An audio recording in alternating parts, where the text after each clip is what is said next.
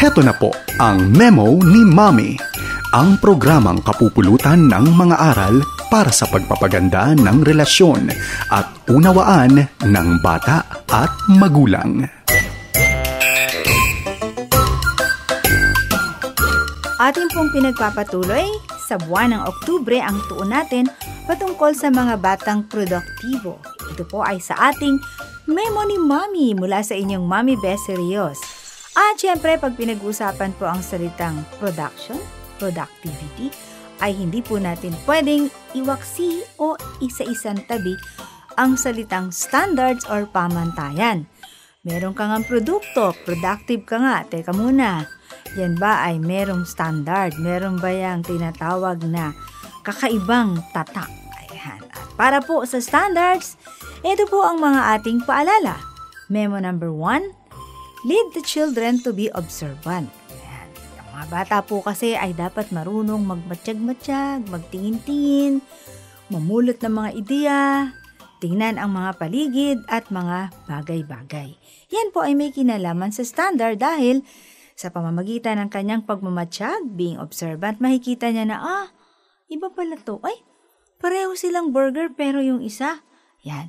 Parehong fried chicken pero yung isa, yun. So, yan, may mga comparison siya. Memo number 2, makinig po tayo sa kanyang mga idea about standard. So, yun. Halimbawa, kanyang sinabi, Mami, pareho naman silang hamburger, pero tingnan mo, itong isa, ganito. Tapos sasabihin niya kung ano yung mga observation.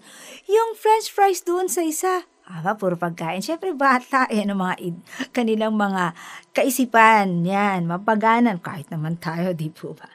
Memo number 3, hayaan din po natin na ang bata ay mag-compare sa kanyang mga previous works. Yan, take note.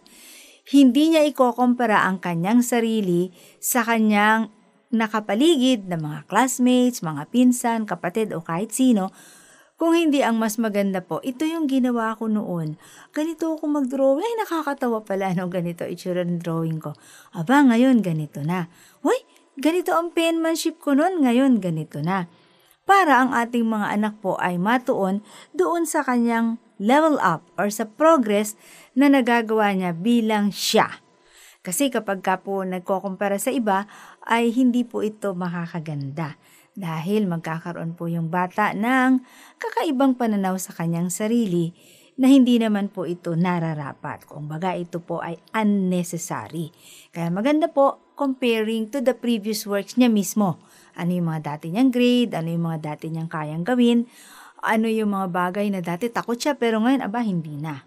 Memo number 4, maganda rin po kung bibigyan natin siya ng mga ideya, mga cue, no? Wag yung, anak, tinan mo yung project mo. Alam mo, ito ganito to. Tinan mo tong isang ito. Tsaka ito. Dahil mo ng kinomentaryo, no? Parang, ikaw na kayang gumawa ng project. Kung hindi maganda po, yung mga ideas na titingnan niya, ano? Yan. Hindi mo mismo ididikta. Anak, i-check mo kaya yung blending ng kulay mo. Yan. Kumbaga, siya ay meron siyang artwork ng mga drawings, no? O di kaya naman doon sa kanyang estilo ng pag-aaral. Anak, ano ba yung inuna mo dating aralin, no? Ano ba yung naging resulta? Yan. Paano ka ba nag-aral? Yan. Pwede po na ibabalik natin sa bata para yung bata mismo ang mag-isip. At panghuli, maganda po, eto, napakahalaga po nito. When we talk about standard, magkakaroon ng maayos na standard as a product of hard work. Yan, napakahalaga talaga. Kasi, teka muna, gusto mo ng standard? Paghirapan mo yan. Gusto mo ng magandang gawa? Paghirapan mo yan. Di ba? Kasi yung po mga bagay na minadali, yung mga bagay na, pwede na yan. Kasi, napapagod na ako or may ibang gagawin, Yun, hindi po ito magkakaroon ng tinatawag na mahusay at magandang standard. Yan na naman po ang mga ilang paalala mula sa inyong Mommy Bessie Rios dito sa Memo ni Mommy. Salamat po sa inyong pakikinig sa Memo ni Mommy.